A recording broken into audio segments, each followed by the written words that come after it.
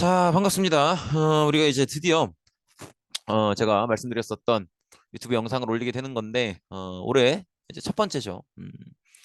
이번 영상에서는 요 지금 PPT에는 두 가지 주제가 있죠. 구석기, 신석기, 그다음에 역사란 무엇인가 이렇게 두 개 있는데 이번 영상에서는 요것만 다룰 겁니다. 역사란 무엇인가 정도만 간단하게 한번 다뤄볼 거고 이미 사실은 수업 시간에 했던 얘기들이 있기 때문에 조금 더 간단하게 이야기를 정리해 보도록 하겠습니다. 일단 우리가 역사란 무엇인가 사실 그런 얘기를 했던 것 같아요. 역사란 무엇인가가 좀 말투가 장엄하긴 한데 그러니까 역사가 뭐냐 이거죠. 근데 이제 우리가 내가 뭔가를 알고 있는지 모르는지 생각할 때는 이걸 남들한테 설명할 수 있는지를 생각해 보시면 돼요. 그래서 그것도 가장 극단적인 예로 정말 이제 우리말 겨우 바듯하는 어린 꼬마애가 있다고 생각해 보자고. 막 5살, 6살 이런 애예요. 그래서 막 언니 이게 뭐야? 오빠 이게 뭐야? 형 이게 뭐야? 막 이러고 있는데 걔가 이제 와가지고 언니 역사가 뭐야? 이러면은 그럼 여러분들은 뭐라고 대답하실 거냐고요. 너무 어려운 단어 쓰면 안 될 거 아니야. 얘가 어리니까.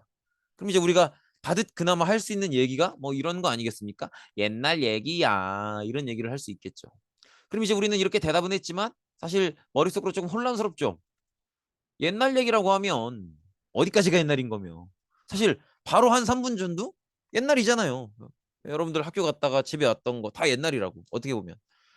그러면 옛날 얘기면 싹 다 역사냐 이거죠. 네?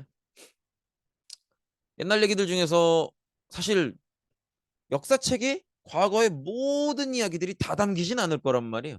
그죠? 그러면 어떤 것들이 역사로 여겨지고 어떤 것들은 그냥 흘러가는가. 그죠? 그래서 우리가 얼른 쉽게 생각해 보면 지금을 기준으로 과거에 해당하는 모든 일을 과거의 모든 일을 역사라고 볼 수도 있고요. 아니면 그거 중에서 조금 중요한 일을 역사라고 볼 수도 있겠죠. 둘 중에 뭐를 역사로 보는 게 맞냐면 둘 다 그걸 맞다라고 말하는 관점들이 있다라는 거죠. 그래서 이게 사실로서의 역사, 기록으로서의 역사 이 두 가지 관점이 있다는 거고 여러분들이 기억하시겠지만 사실로서의 역사는 말 그대로 사실이기만 하면 돼요. 즉 무슨 얘기예요? 그게 중요하든 말든 구라만 아니면 된다는 거지. 거짓말만 아니면 다 일단 역사로 놓고 본다는 거예요. 이해되시겠죠? 예를 들어서 뭐 대통령이 누구라고 결정이 됐어. 이건 되게 큰 일이잖아요. 혹은 내가 아침에 오늘 8시 한 27분에 겨우겨우 교실에 도착했어.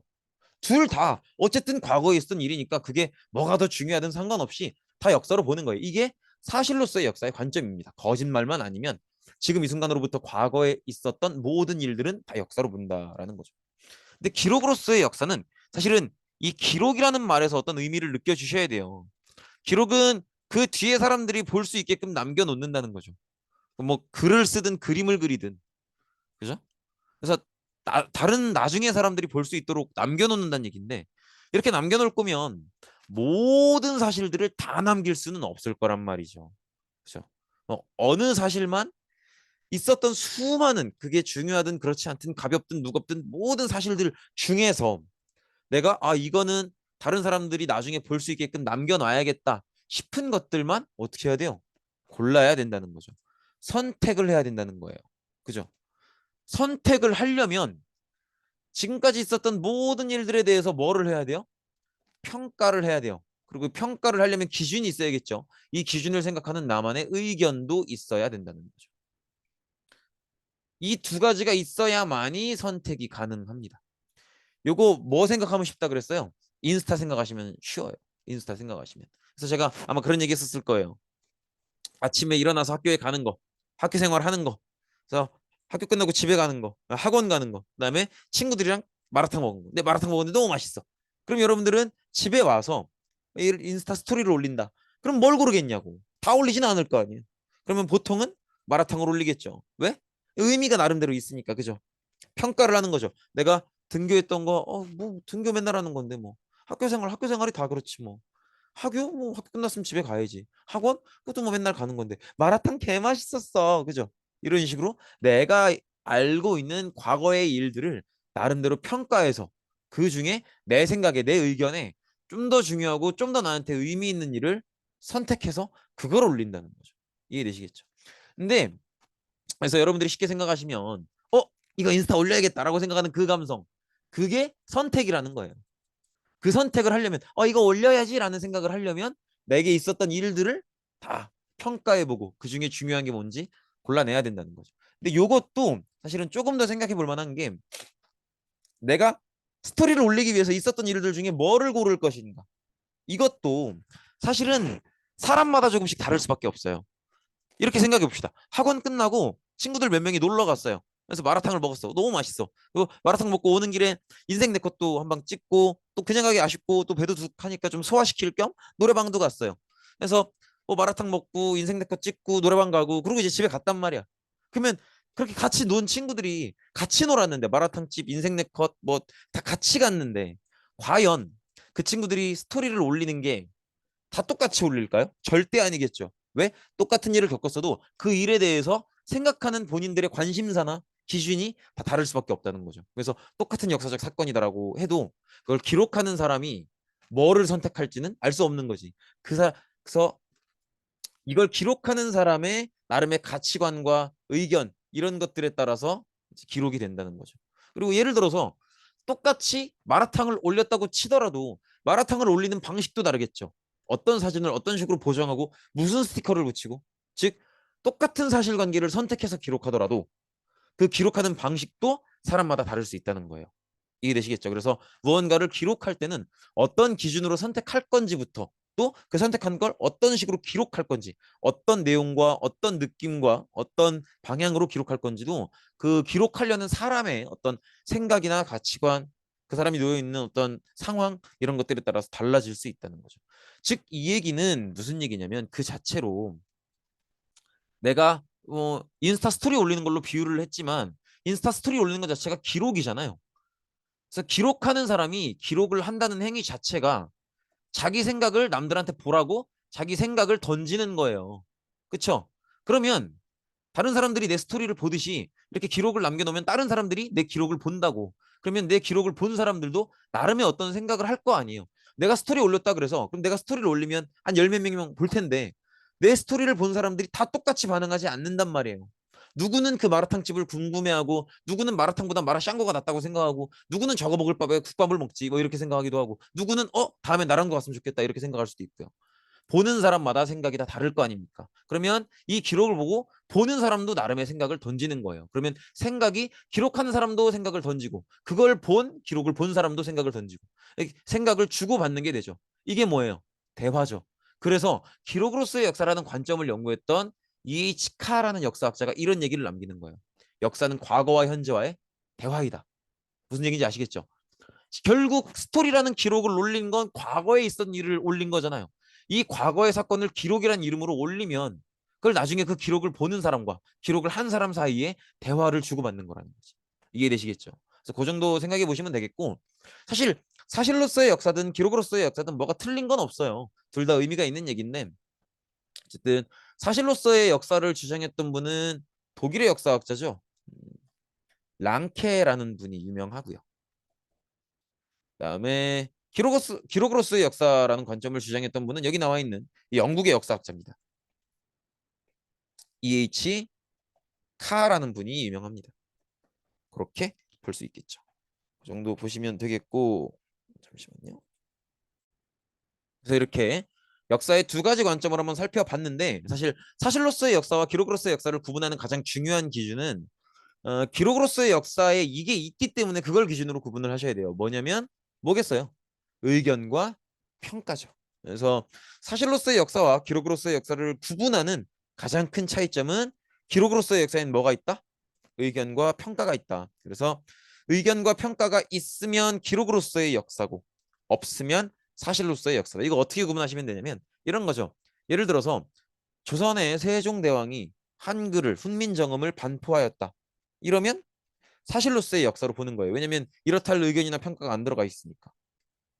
근데 조선의 세종대왕이 훈민정음을 반포하였는데 훈민정음은 세계의 문자 역사상 굉장히 과학성이 뛰어나 기록에 남길 만하다. 이러면은 혹은 굉장히 과학성이 뛰어나다. 이렇게 되어 있으면 의견과 평가가 들어가니까 그죠? 기록으로서의 역사라고 볼 수 있죠. 예를 들어서 어, 1592년 일본군이 조선을 침략하였다. 이러면 사실로서의 역사죠. 평가가 없잖아. 그죠? 1592년 대규모의 일본군이 조선으로 침략해 조선군은 매우 격렬하게 저항하였다. 뭐 매우 장렬히 투쟁하였다. 뭐 이렇게 나가면 평가가 들어가 있죠. 그렇기 때문에 기록으로서의 역사로 볼 수 있는 거죠. 그래서 의견과 평가가 들어가느냐 마느냐를 놓고 안 들어가면 사실로서의 역사, 들어가면 기록으로서의 역사 이렇게 구분하시면 된다는 거죠.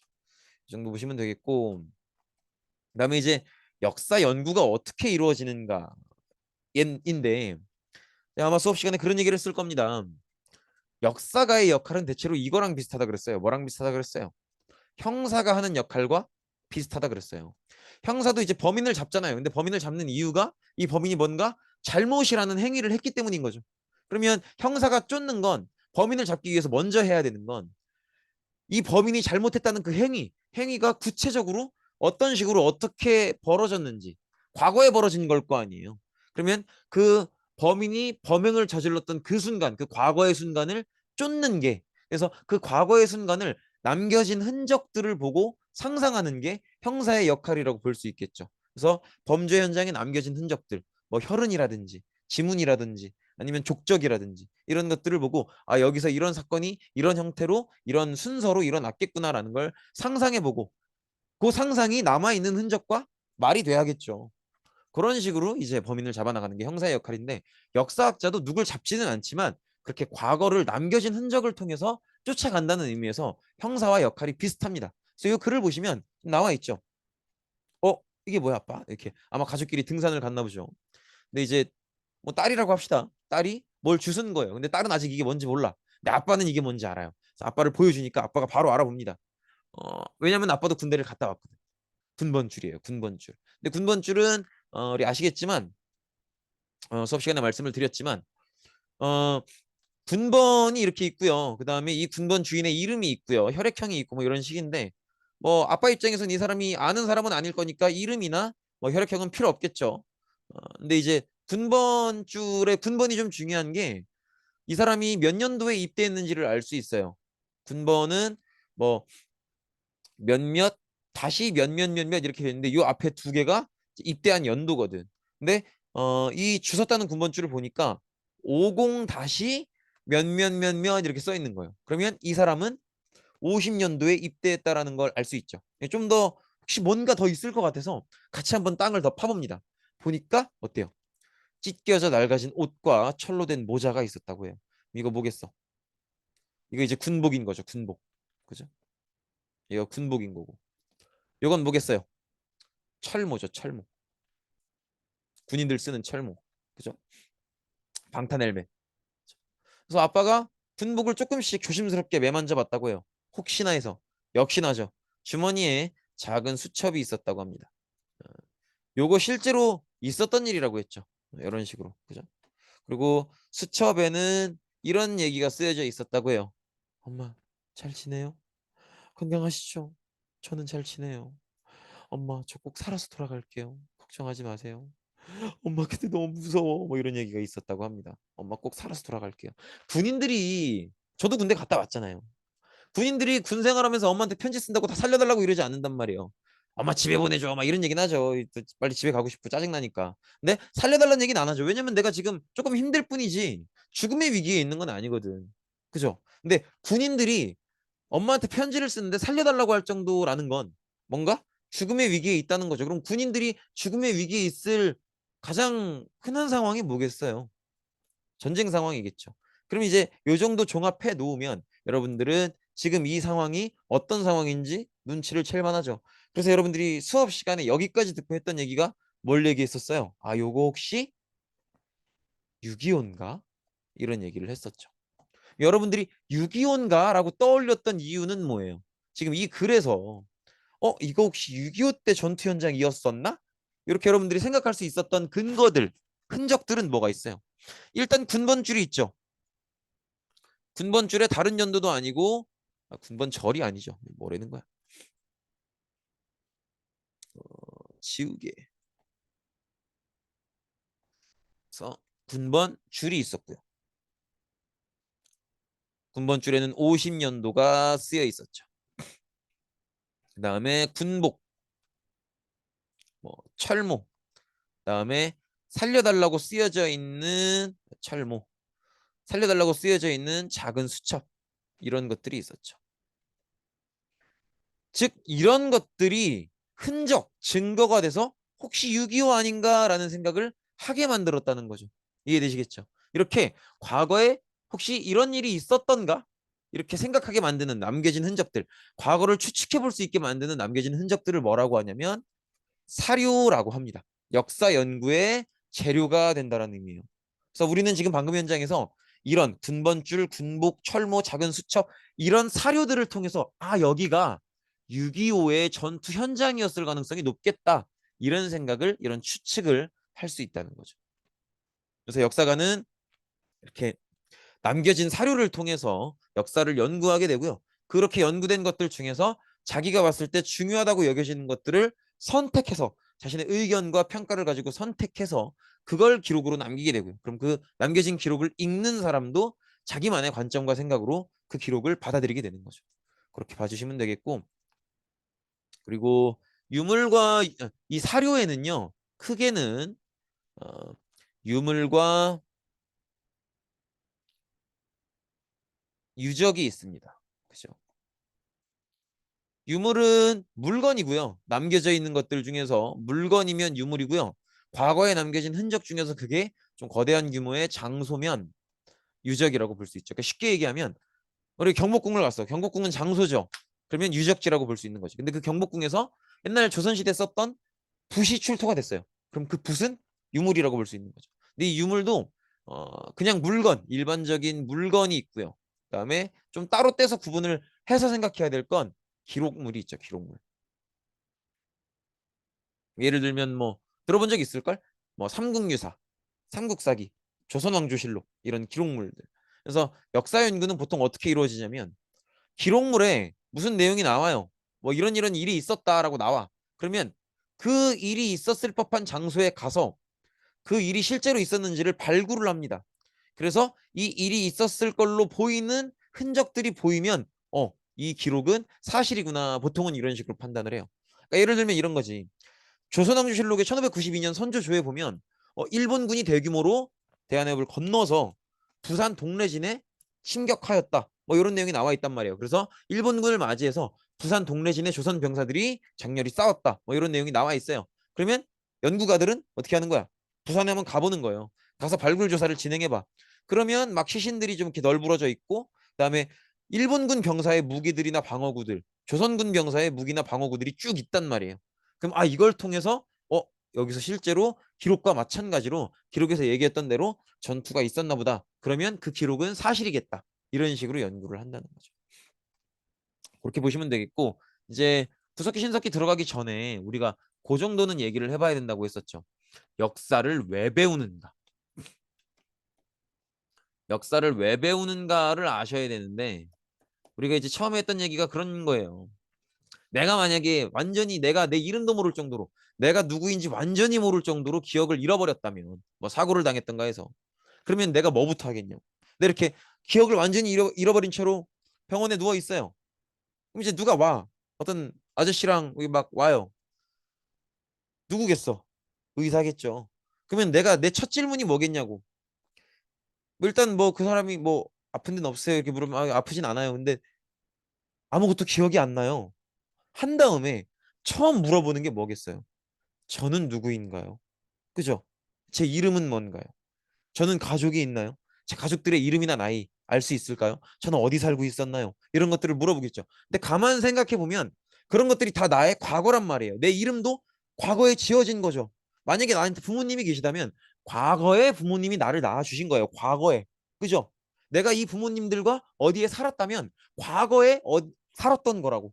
즉, 내가 나를 알아가는 과정은 나의 과거를 알아가는 과정이에요. 그죠? 그래서 내가 나를 알기 위해선 나의 과거를 알아야 된다는 거지. 즉, 내가 나의 정체성을 갖기 위해선 나의 과거를 알아야 되기 때문에 이게 우리라고 묶어도 똑같다는 거죠. 우리 민족의 정체성을 알기 위해선 우리 민족의 과거를 알아야 된다. 그래서 역사를 공부한다는 거지. 두 번째로는 좀 쉽게 하는 얘기가 어, 교훈 얘기를 많이 합니다. 교훈. 즉 지금 우리가 겪고 있는 문제가 있잖아요. 뭐 출산율이 낮든 뭐 빈부격차가 심하든 뭐든 간에. 근데 과거에도 이런 비슷한 문제를 겪었던 적이 아마 있었을 테니 과거에 이런 문제를 겪었던 과거의 사람들은 이 문제를 어떻게 해결했는가를 보면 지금 우리도 이 문제를 해결하기 위해서 조금은 힌트나 교훈을 얻을 수 있지 않을까? 이런 걸 생각해 보는 거죠. 이것도 하나의 이유로 볼 수 있는데 사실은 이건 역사를 연구하는 이유예요. 연구하는 이유고 요거를 하나 더 알아주셨으면 좋겠는 게 사실은 우리가 중학교 때 뭘 배운다고 해도 그걸 100%막 나이 먹어서까지 기억하지는 않는단 말이에요. 여러분들이 나중에 한 뭐 30살, 40살, 뭐 50살 돼서 여러분들의 직업이 생기고 또 그 직업을 하기 위해서 새로운 걸 또 배우고 이러다 보면은 중학교 때 배웠던 각 과목의 이런저런 내용들을 100%다 기억에 남길 수는 없단 말이에요. 오히려 까먹는 게 훨씬 더 많지. 그리고 여러분들이 결국 나이 먹으면 중학교 때 배웠던 걸 다 까먹을 거라는 걸 우리 선생님들도 다 알고 교육부도 다 알아요. 근데 왜 가르치냐고. 저 같은 사람한테 월급 줘가면서 여러분들 부모님들한테 세금 막 이만큼 걷어가지고 학교 세우고 막 선생님들 고용하고 해갖고 왜 가르치냔 말이야. 어차피 다 까먹을 건데. 뭐라 그랬어요? 지식은 날라가요. 그러나 뭐가 남는다 그랬어요? 사고력이죠. 사고력. 사고력. 즉 무슨 힘? 생각하는 힘. 이게 길러진단 말이에요. 이건 능력이기 때문에 길러지면 사라지지 않아요. 그래서 사실 학교에서 여러분들한테 원하는 가장 궁극적인 목적은 생각하는 힘을 길러달라는 거예요. 이해되시겠죠? 그래서 다른 과목도 보면 보통 그렇잖아요. 그게 공식이든 법칙이든 무슨 또 단위든 이게 맞다라는 걸 알 수 있는 과정을 배우고 이걸 다양한 상황이나 문제에 적용하는 방법을 배우죠. 그러면 여러분들이 어떤 공식이 맞는 공식이다라는 증명 과정을 배우고 그렇게 증명 과정을 배우고 이 공식을 알게 됐으면 이 공식을 적용해서 이렇게도 적용해보고 저렇게도 적용해서 이런 문제도 해결해보고 저런 문제도 해결해보고 그런 과정 안에서 여러분들이 공식 배우고 문제 적용해서 해보고 해결해보고 이 모든 과정에서 끊임없이 하는 게 뭐예요? 생각이죠. 계속 생각을 하기 때문에 학교에서 가장 많이 하는 건 수업 시간에 가장 많이 하는 건 결국은 생각이기 때문에 이 생각을 계속 하다 보면 생각하는 힘이 길러진다는 거지. 그 과정에서 그게 수학 공식이 됐든 역사적 지식이 됐든 뭐 과학적 법칙이 됐든 그런 것들은 학교 시간에 수업 시간에 배우는 것들은 다 결국 한번 생각을 해보게 만들기 위한 소재거리에 지나지 않아요. 결국 궁극적으로 기르고 싶은 건 그 지식은 나중에 나이 먹으면 잊어도 괜찮으니 이 지식을 통해서 이 지식을 이렇게 생각해보고 저렇게 생각해보고 이렇게 만져보고 저렇게 적용해보고 하면서 생각하는 힘을 길러달라는 거죠. 역사도 마찬가지예요. 역사도 왜 배우는 거냐면 결국 생각하는 힘을 기르는 건데 역사에서 말하는 생각하는 힘은 이런 거예요. 어떤 일이 결과적으로 벌어졌으면 그 일이 벌어진 데는 그럴 만한 이유가 있을 것이다. 이 그럴 만한 이유를 추측해보는 힘, 추론해보는 힘, 이걸 기르기 위한 거예요. 예를 들어서 이렇게 해볼 수 있죠. 우리 반에 되게 밝은 친구가 있어. 항상 친구들이 인사하면 너무 반갑게 막 인사하고 자기도 이렇게 등교하자마자 친구들 마주하면 안녕 이러면서 인사하고 장난도 재밌게 치고 막 수업 시간에 혹은 쉬는 시간에 되게 농담하면서 애들 재밌게도 해주고 그런 친구예요. 항상 밝은 친구야. 항상 그런 친구인데 어느 날 등교를 했는데 표정이 썩어 있어요. 막 아, 개 짜증나 막 이러고 있고 왔어 안녕 이렇게 인사하니까 안녕 이러고 막 안 좋아. 그럼 여러분들은 그런 개를 보면서 무슨 생각을 하겠어요? 뭔 일이 있었나? 그럼 최소한 만약에 뭔 일이 있었다면 그 일이 최소한 좋은 일은 아니겠다. 요 정도의 추론은 되잖아. 그죠? 요런 것도 생각이죠. 저 친구 뭔가 일이 있었을지도 모르겠다. 근데 그 일이 아마 기분 좋은 일은 아닌가 보다. 요런 걸 추론하는 것도 생각이잖아요. 이 생각을 하는 힘을 기르겠다는 게 역사의 목적이에요. 여러분들 6.25 벌어진 건 다 알잖아요. 그럼 우리가 중요한 역사 시간에 중요한 건 6.25 벌어진 거 다 알아. 왜 벌어졌냐고. 왜 벌어질 수밖에 없었냐고. 그걸 쫓아가 보는 게 역사 시간에 역사를 배우는 그리고 그런 쫓아가 보는 훈련을 많이 하다 보면 생각하는 힘이 길러진다는 거지. 그게 역사라는 수업의 목적이다. 이렇게 봐주시면 되겠고 이번 시간은 여기서 마치도록 하겠습니다. 고생 많으셨습니다.